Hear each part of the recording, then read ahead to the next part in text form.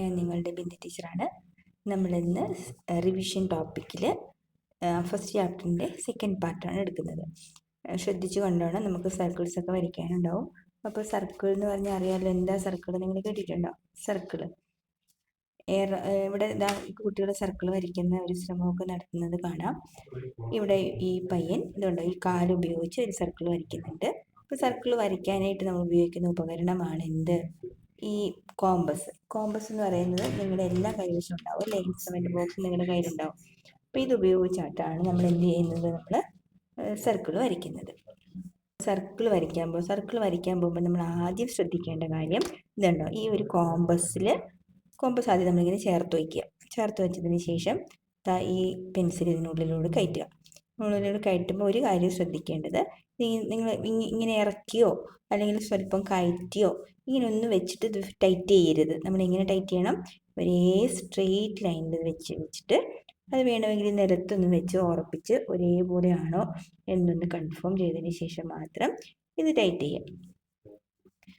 ഇനി അതിന് ശേഷം എന്ത് ചെയ്യാം, നമ്മൾ ഇത് എവിടെയെങ്കിലും ഈ പോയിന്റ് ഒന്ന് ഫിക്സ് ചെയ്തതിന് ശേഷം സർക്കിൾ വരയ്ക്കുക. ഓക്കെ, ആ കോമ്പസിൻ്റെ മുകളിലാണ് നമ്മൾ പിടിക്കേണ്ടത് കേട്ടോ. അപ്പം നമ്മളൊരു സർക്കിൾ പൂർത്തിയാക്കി. അപ്പോൾ സർക്കിളിൻ്റെ സെൻറ്ററിൽ ഇതുണ്ട്, അവിടെ ഒരു ചെറിയൊരു ഹോൾ വീണല്ലേ. ഇതിന് നമ്മൾ സർക്കിളിൻ്റെ സെൻറ്റർ എന്നാണ് പറയുന്നത്. അപ്പോൾ സിമ്പിളായിട്ട് നമുക്ക് സർക്കിളിന് ഒരു ഡെഫിനിഷൻ എങ്ങനെ പറയാം കുട്ടികളെ? എന്ത് പറയാം? ഇത് a round shaped figure that has no corner അല്ലേ? നമ്മൾ ആദ്യം പഠിച്ച ചിത്രത്തിലൊക്കെ ഇപ്പോൾ റെക്റ്റാങ്കിൾ ആണെങ്കിലും ട്രയാങ്കിൾ ആണെങ്കിലും ഒക്കെ എന്തുണ്ടായിരുന്നു? അതിന് കോർണറുകൾ ഉണ്ടായിരുന്നു അല്ലേ? മൂലകൾ. ഇവിടെ 4 മൂല ഉണ്ടായിരുന്നു, ഇവിടെ 3 മൂല. പക്ഷെ ഇതിന് എന്തില്ല? ഇതിന് കോർണറില്ല. അപ്പം ഈസി ആയിട്ട് ആരെങ്കിലും നിങ്ങളുടെ സർക്കിൾ എന്താണ് അല്ലെങ്കിൽ ഒരു വൃത്തം എന്താണെന്ന് ചോദിച്ചാൽ എന്ത് പറയാം? A round shaped figure that has no corner. അല്ലെങ്കിൽ എന്ത് പറയാം? നോ എഡ്ജസ് എന്ന് പറയുന്നത്. എഡ്ജില്ല, അരികില്ല. അരികെന്ന് പറഞ്ഞാൽ അറിയാം, ഇങ്ങനെയുള്ളതിനെയാണ് നമ്മൾ അരികെന്ന് പറയുന്നത്. ഇങ്ങനെയുള്ള അരികുകളും ഇല്ലാത്തതാണ് circle. Circle can be defined as a closed shape, 2 dimension shape അല്ലെങ്കിൽ കർവ്ഡ് ഷേപ്പ് എന്നൊക്കെ നമുക്ക് വേണമെങ്കിൽ ഡിഫറെൻ്റ് ആയിട്ട് നമുക്ക് ഇതിനെ എക്സ്പ്ലെയിൻ ചെയ്യാം. A few things around us that circular in shape. നിങ്ങൾക്കറിയാമല്ലോ, ഈ നമ്മുടെ വട്ടത്ത് സർക്കുലാർ ഷേപ്പിൽ കാണുന്ന എന്തെല്ലാം സാധനങ്ങളുണ്ടോ? എക്സാമ്പിൾ പറയാമോ? നിങ്ങൾ കണ്ടിട്ടുണ്ടല്ലേ, കാറിൻ്റെ ടയർ ഒരു എക്സാമ്പിൾ അല്ലേ? കാറിൻ്റെ ടയർ ഈ ഒരു ഷേപ്പല്ലേ? കാറിൻ്റെ ടയറുണ്ട്. പിന്നെ എന്ത് പറയാം? ക്ലോക്ക്, നമ്മൾ ഭിത്തിയിൽ കാണുന്ന ക്ലോക്കിനകത്ത് സമയം കാണിക്കുന്ന ഈ രൂപമാണ്. പിന്നെ നമ്മൾ കഴിക്കുന്ന ലോലിപ്പോപ്പ് ഉണ്ടല്ലോ, ലോലിപ്പോപ്പിൻ്റെ ഷേപ്പ് ഇതല്ലേ? ഇതിന് 2 കമ്പുകളൊക്കെ ചേർത്ത് വെച്ചാണ് നമ്മൾ ലോലിപ്പോപ്പ്. അപ്പോൾ ഇതിനൊക്കെ സർക്കിൾ ഷേപ്പാണ്. അപ്പോൾ ഈ സർക്കിൾ ഉപയോഗിച്ച് വിവിധ ചിത്രങ്ങൾ വരയ്ക്കുന്നതാണ്. അപ്പോൾ ഒരു കാര്യം ശ്രദ്ധിച്ചോളൂ, ഈ സർക്കിളിൻ്റെ സെൻറ്റർ ഇതൊരു മൂവ് ചെയ്യാത്ത പോയിന്റാണ്. ഇതിന് മൂവ്മെന്റ് ഉണ്ടായില്ലല്ലോ, ഇത് ചലിക്കാതെ നമ്മൾ ടീച്ചർ പെൻസിലല്ലേ മൂവ് ചെയ്യിച്ചത്.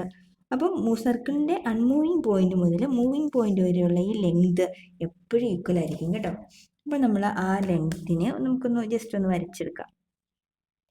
ഇങ്ങനെ വരച്ചു, ഒരു 3-4 ടീച്ചർ വരയ്ക്കുന്നേ. നമ്മുടെ അൺമൂവിങ് പോയിന്റ് എന്ന് പറയുന്നതാണ് സർക്കിളിൻ്റെ സെൻറ്റർ കേട്ടോ. സെൻറ്റർ, വൃത്തത്തിൻ്റെ കേന്ദ്രം എന്ന് നമ്മൾ പറയും.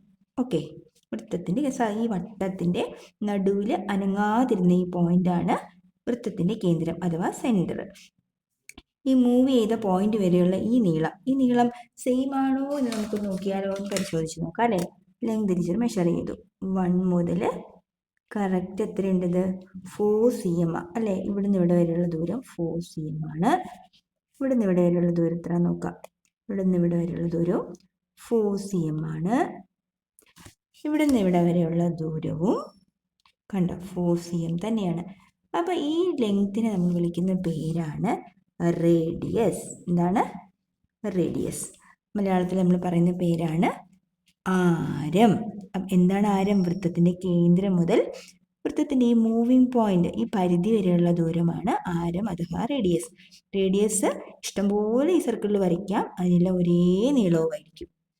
അപ്പോൾ വിവിധ തരത്തിൽ സർക്കിളുകൾ ഉപയോഗിച്ചുള്ള നല്ല ഭംഗിയുള്ള ചിത്രങ്ങളൊക്കെ ടെക്സ്റ്റ് ബുക്കിൽ കൊടുത്തിട്ടുണ്ട്. നമുക്കതൊക്കെ ഒന്ന് വരച്ച് നോക്കാം.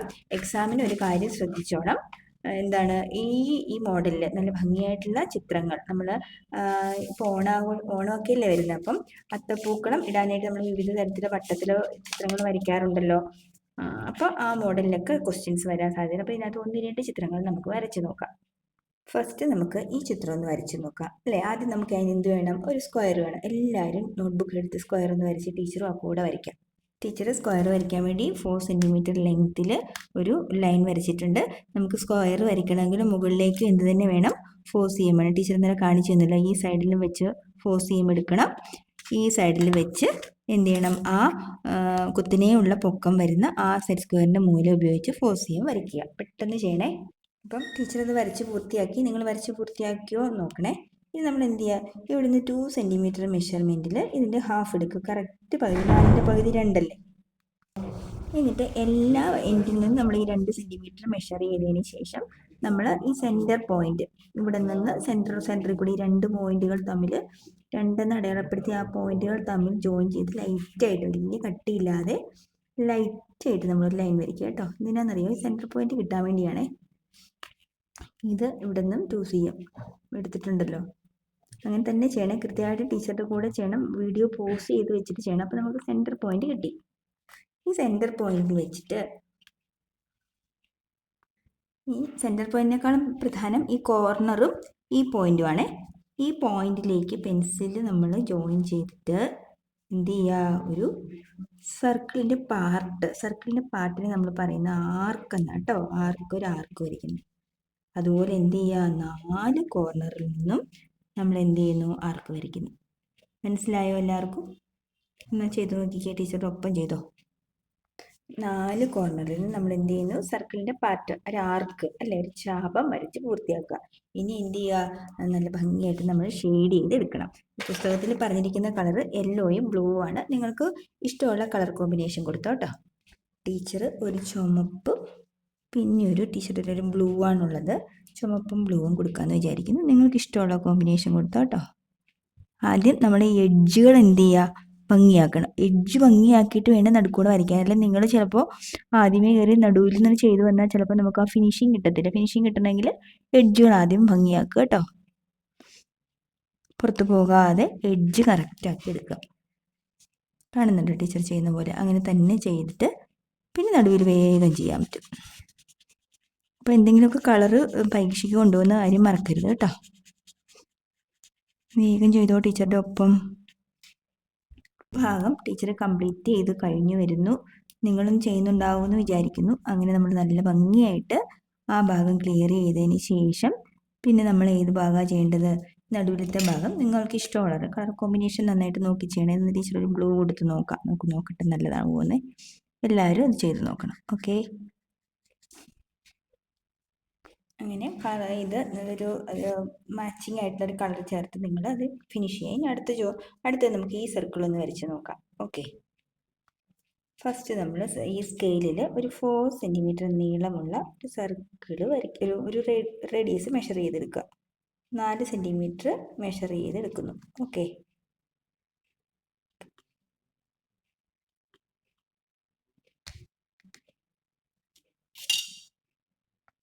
ആ അളവിൽ നമ്മൾ ഒരു സർക്കിൾ വരയ്ക്കുക.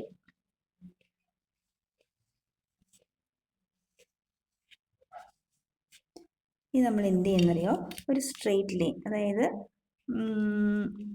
സ്ട്രെയിറ്റ് ലൈൻ വേണ്ട, നമ്മൾ ഈ 4ൻ്റെ നേർപകുതി എടുക്കുക. 4ൻ്റെ നേർപകുതി 2 വശവും. ഏതാണ് 4ൻ്റെ പകുതി എത്ര, 2 ഇവിടെ എടുത്തു. ഇവിടെ 4 മുതൽ 8 വരെ 4 സെൻറ്റിമീറ്റർ അല്ലേ, അതിനെയും ഹാഫ് നമ്മൾ എടുത്തു, 6ലെത്തി. അപ്പം ഈ പോയിന്റിൽ വെച്ചിട്ട് നമ്മൾ എന്ത് ചെയ്യുന്നു, വീണ്ടും ഈ സെൻറ്ററിലും ഈ സർക്കിളിലും വെച്ച് നമ്മൾ എന്ത് ചെയ്യുന്നു, സർക്കിൾ വരയ്ക്കുന്നു.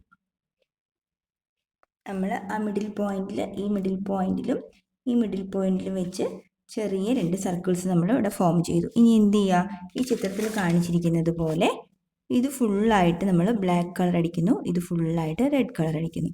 ക്ലിയർ അല്ലേ? ആദ്യം നമ്മൾ ഫസ്റ്റ് ചെയ്തേണ്ട ഒരു സർക്കിൾ ഫുള്ളായിട്ട് വരച്ചു. ദെൻ ഇതിന് ലെങ്ത്ത് നമ്മൾ ഫുൾ 8 സെൻറ്റിമീറ്റർ ആണെങ്കിൽ 4 സെൻറ്റിമീറ്ററിലാണല്ലോ സെൻറ്റർ വന്നേ. എന്നിട്ട് ഈ 1 മുതൽ 4 വരെയുള്ളതിൻ്റെ ഹാഫ് ലെങ്ത്ത് എന്ന് പറയുന്നത് 2 സെൻറ്റിമീറ്റർ. ഇതിൻ്റെ നേർപകുതി 2 + 2 ആണല്ലോ 4. അപ്പോൾ ഈ 2ൻ്റെ അവിടെ വെച്ചിട്ട് നമ്മൾ വീണ്ടും സർക്കിൾ വരച്ചു. ഇവിടെയും 4 മുതൽ 8 വരെയാകുമ്പോൾ മിഡിൽ എന്ന് പറയുമ്പോൾ 6 ആവുമല്ലോ. ഇവിടെ വെച്ചിട്ട് നിങ്ങൾ വീണ്ടും സർക്കിൾ വരയ്ക്കണം. 2 സർക്കിൾസ് ഫോം ചെയ്യാം. അതിന് കറക്റ്റായിട്ട് നിങ്ങൾ കളർ കൊടുത്താൽ മതി. കളർ കൊടുക്കുമ്പോൾ ശ്രദ്ധിച്ചോളണം, നമ്മൾ എഡ്ജുകൾ കറക്റ്റാക്കി വേണം കളർ കൊടുക്കാൻ. നമ്മൾ എഡ്ജ് കറക്റ്റാക്കിയതിന് ശേഷം വേണം നടുക്കൂടെ നമ്മളുടെ ഇഷ്ടത്തിന് വരച്ചു പോകാൻ. എഡ്ജ് കറക്റ്റ് ആക്കിയില്ലെങ്കിൽ പാടുപെടും കേട്ടോ. ഇനി വേണമെങ്കിൽ നമുക്ക് നടുക്കൂടെ വേഗം വരച്ചു പോവാം. എഡ്ജ് കറക്റ്റായി കിട്ടിയാൽ പിന്നെ നമുക്ക് ഈസി ആയിട്ട് വരയ്ക്കാം. അപ്പം നിങ്ങൾ നന്നായിട്ട് ശരിക്കും ചിത്രം വരയ്ക്കേണ്ട ക്വസ്റ്റ്യൻസ് വരുമ്പോൾ ധൃതി പിടിക്കില്ല കേട്ടോ. എഡ്ജ് കറക്റ്റ് ആക്കുമ്പോൾ എഡ്ജ് വളരെ സ്ലോയിൽ ചെയ്തിട്ട് നടുവിലത്തെ ഭാഗം നമുക്ക് ഇച്ചിരി സ്പീഡപ്പൊക്കെ ആക്കി ചെയ്യാം. ടീച്ചർ ചെയ്യുന്നത് മനസ്സിലാവുന്നുണ്ടോ? ഈ ചിത്രം തന്നെ എക്സാമിന് വരണമെന്നില്ല, ഈ മോഡലിൽ ഉള്ള ഏതെങ്കിലും ചിത്രങ്ങൾ. അപ്പോൾ എല്ലാം സർക്കിളിൻ്റെ ഐഡിയയാണ്, വൃത്തങ്ങളുടെ ഐഡിയയാണ്. നിങ്ങൾ വൃത്തം വരച്ചതിന് ശേഷം വേണം ഇങ്ങനെയുള്ള കളറിങ് ഒക്കെ കൊടുക്കാൻ. ഇനി റെഡ് കളറും കൂടി എടുത്തിട്ട് ബാക്കി ഭാഗവും കൂടി ചെയ്യണം.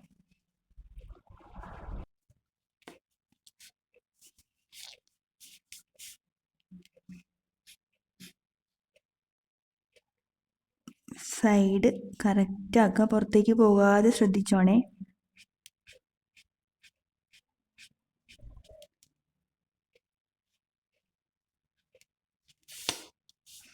നിങ്ങൾക്ക് കളർ ചെയ്യാൻ നല്ലത് ചിലപ്പം ക്രയോൺ ആയിരിക്കും. ക്രയോൺ കയ്യിലെടുത്തോണം. സ്കെച്ച് ചിലപ്പം നിങ്ങൾ കൊച്ചു കുട്ടികളല്ലേ, ചിലപ്പം എക്സാമിന് ചെയ്യുമ്പോൾ പടർന്നു പോകാൻ സാധ്യതയുണ്ട്.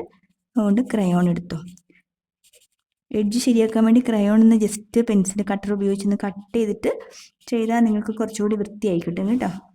ടീച്ചർ പറയുന്ന പോയിന്റ് എല്ലാം എക്സാമിന് പോകുമ്പോൾ ശ്രദ്ധിച്ചോണേ.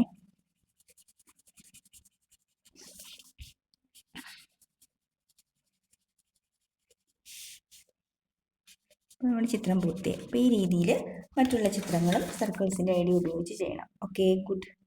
അപ്പോൾ നന്നായിട്ട് പഠിച്ച് പരീക്ഷ എഴുതിക്കണേ. ഓക്കെ.